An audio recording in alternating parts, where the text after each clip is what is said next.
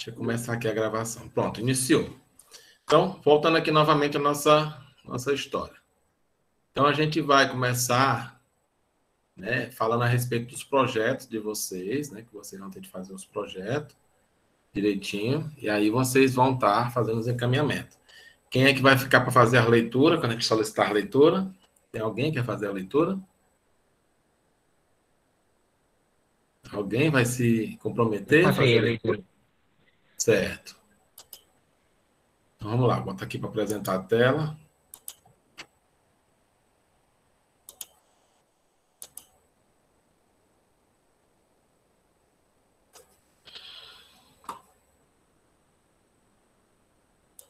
Pegar o arquivo.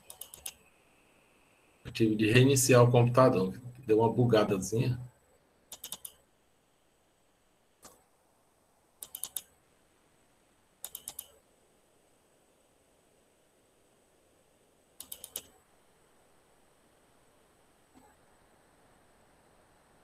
Bora lá.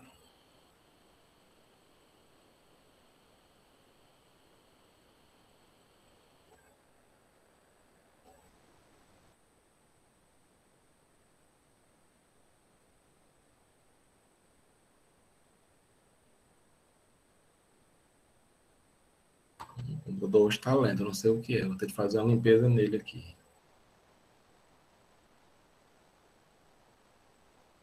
Ele não é disso.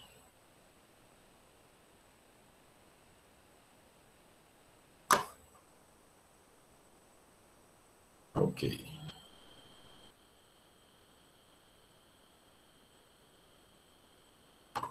Certo, certo, certo.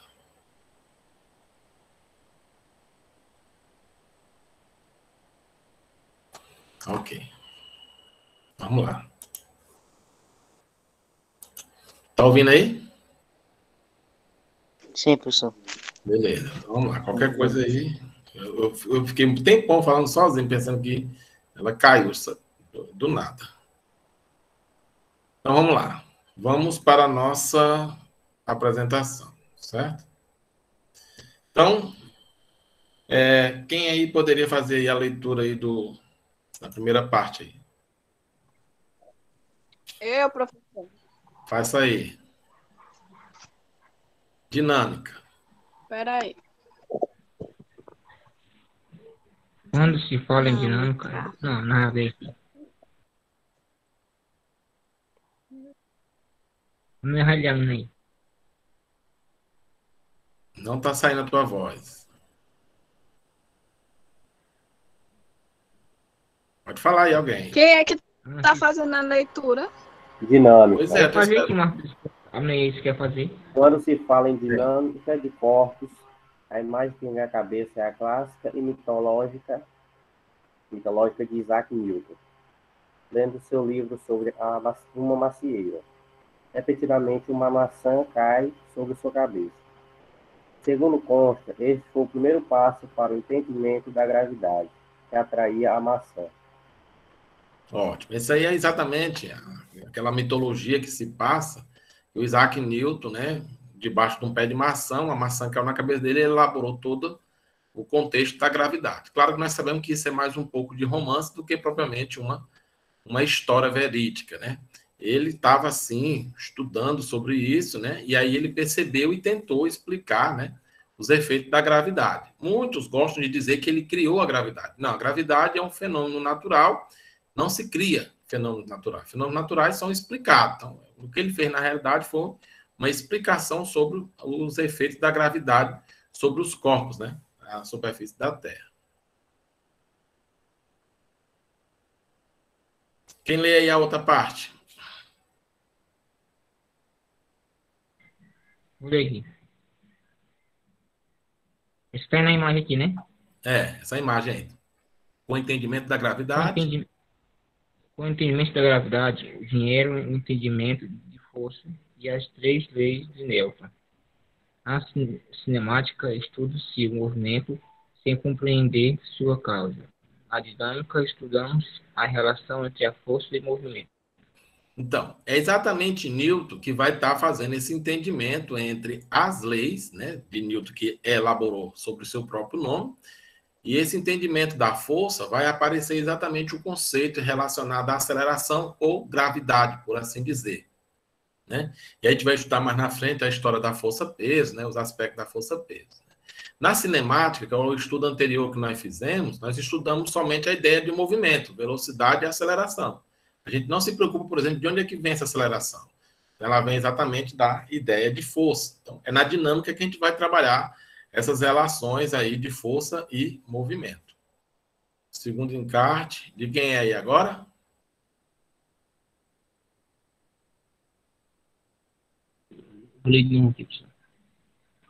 Força. É uma interação entre dois corpos.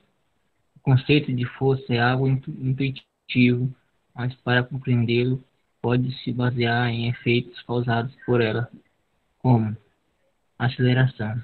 Faz com que o corpo altere a sua velocidade quando uma força é aplicada. Deformação. Faz com que o corpo mude seu formato quando sofre a ação de uma força. Então, essa é a ideia, né, da força, né? A força é uma interação entre dois corpos. Ela pode acontecer no contato ou pode acontecer de ação à distância, né? Que a gente vai diferenciar isso na nossa próxima aula. Então, o conceito de força é um pouquinho mais intuitivo. O que é que faz com que a gente compreenda melhor? São as suas causas, o que ela pode provocar. Uma delas é a aceleração, que é a mudança de velocidade. A outra é a deformação. Por exemplo, eu tenho essa folha de papel aqui, certo? Aí eu aplico uma força e aí eu amasso a folha de papel. Então, aqui eu apliquei uma força para fazer isso. Eu tenho uma lata, eu amasso a lata aplicando uma força. Então, são esses efeitos que a força pode provocar, né? Que é a mudança da velocidade ou a deformação dos corpos, né? Quando você aplica essas forças. E aí, quem vai falar aí do outro kart?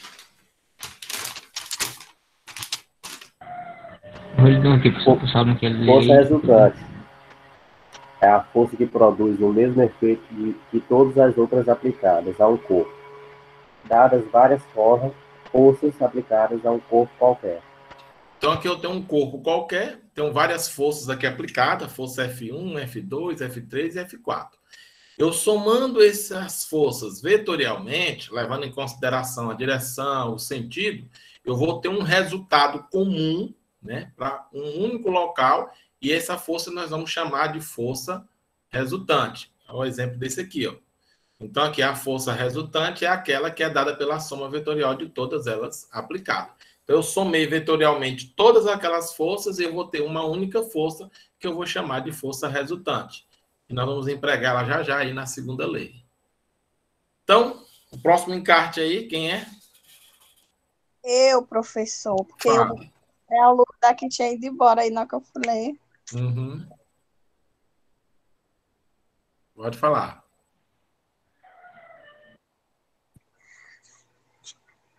Como é o nome ali, professor? Leis de Newton. Leis de Newton. As leis de Newton constituem os três pilares fundamentais do que chamamos mecânica clássica, que justamente por isso também é conhecida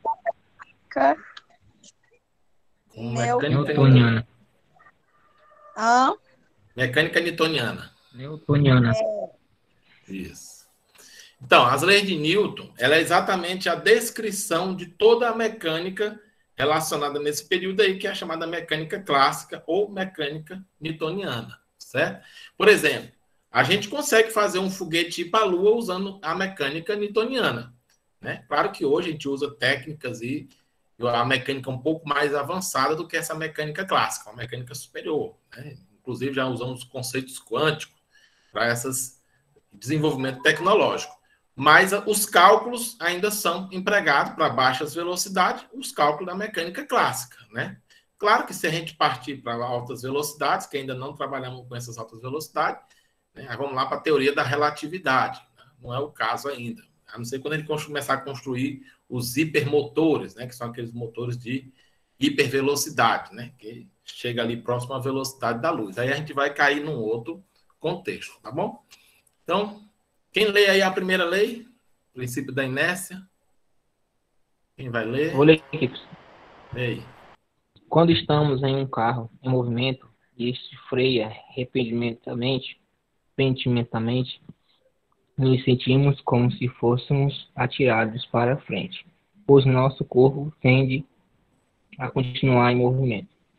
Então, a primeira lei de Newton, né, que eu chamo de lei da preguiça, né, ela trata da situação onde seu corpo tende a continuar ou no seu estado de repouso ou no seu estado de movimento uniforme. Aí ele cita como exemplo aí uma pessoa dentro de um carro em velocidade constante, de repente é freado, né, bruscamente.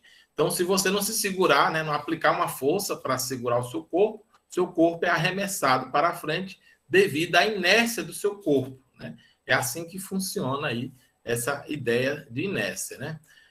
Então, continuando aí, ó, leia essa outra parte. Um corpo em repouso tende a permanecer em repouso, e um corpo em movimento tende a permanecer em movimento. Então, conclui-se que um corpo só altera seu estado de inércia se alguém ou alguma coisa aplicar nele uma força resultante diferente de zero. De zero, exatamente. Então, ou seja, para romper a inércia, é necessário a ação de uma força. Sem isso, o que é que vai acontecer? O corpo vai continuar ou no seu estado de repouso ou no seu estado de movimento uniforme. Uma coisa característica bem interessante da inércia é que a inércia é proporcional à massa. Quanto maior a massa, maior a inércia. Ou seja, para romper essa inércia requer muita força se a massa for muito grande. É o exemplo, por exemplo, de você empurrar uma bicicleta ou um trem. Quem é que é mais fácil de você empurrar, uma bicicleta ou um trem? Bicicleta. Porque ela tem menor massa, consequentemente tem menor peso, né? inércia. Exatamente. Vamos aqui para a segunda lei. Quem vai ler agora a segunda lei, que é o princípio fundamental da dinâmica? Vou ler, professor. Lei. Quando aplicamos uma mesma força em dois corpos de massas diferentes, observamos que elas não produzem aceleração igual. A segunda lei de Newton diz que a força é sempre diretamente proporcional ao produto da aceleração de um corpo pela sua massa. Ou seja, que ele já está dizendo a equação, né? Que é essa daqui.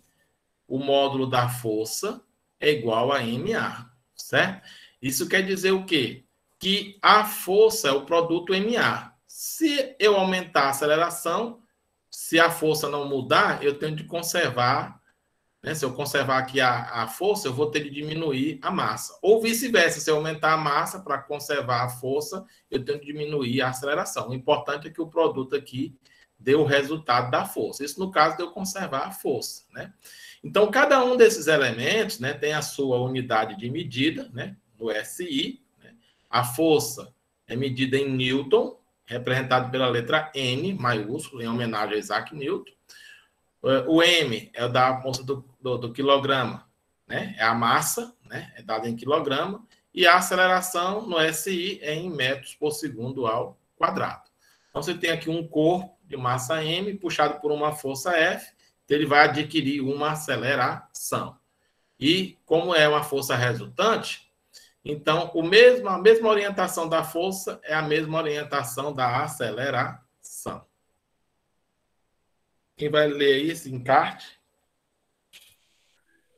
Vou ler aqui.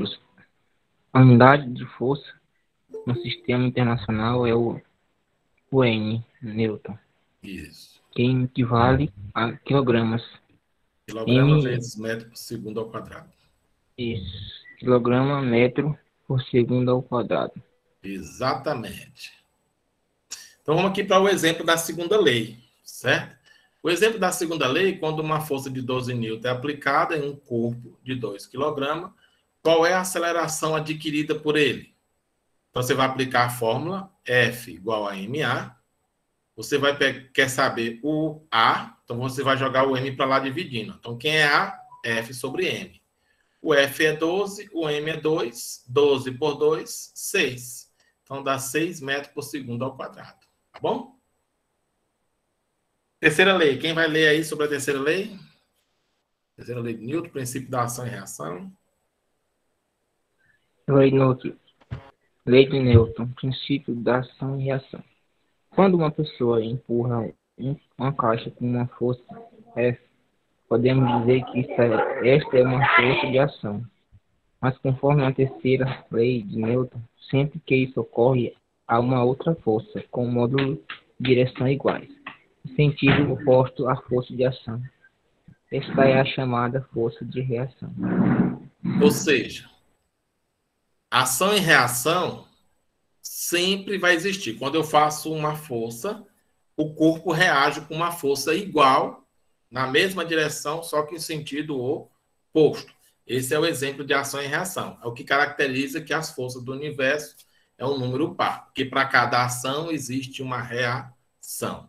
Detalhe importante, ação e reação não atuam no mesmo corpo. É uma observação importantíssima que vocês devem estar se atentando, certo? Então, aqui, ó, nós temos aqui, este é o princípio da ação e da reação, né?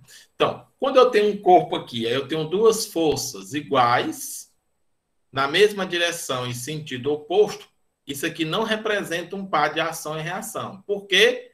Porque atua no mesmo corpo. Então, a resposta aqui é não, certo?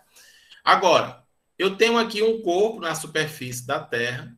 A Terra atrai esse corpo com uma força-peso. Terceira lei de Newton, o corpo atrai a Terra para cima com uma força menos P. Essas forças são iguais, na mesma direção, sentidos opostos. Como atua em corpos diferentes, né? Porque quem faz a ação sofre a reação. Se a Terra atrai o corpo, terceira lei de Newton, o corpo atrai a Terra.